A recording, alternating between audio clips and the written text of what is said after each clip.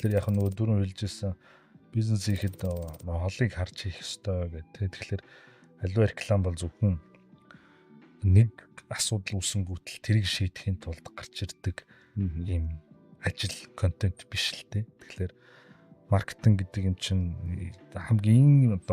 хамгийн богиндоо нэг жилээр төлөвлөгдөх ёстой. Тухайн бизнесийн тэр жилд хийхээр төлөвлөсөн ажлууд хүрэх зорилго тэрэнд нийцсэн байх ёстой гэж үзэх юм бол нэг байтугай рекламны тухайн асуудал, контентын тухайн асуудал яригдах ба.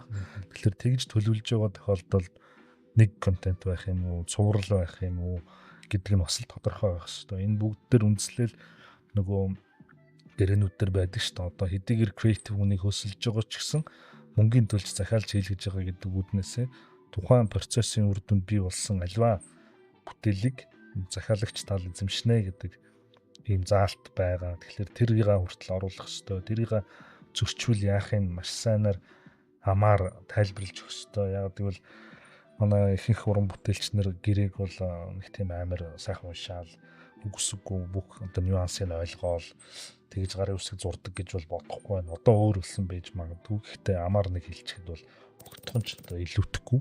Тэгэхээр одоо бол арай төлөвшил өөр болж байгаа.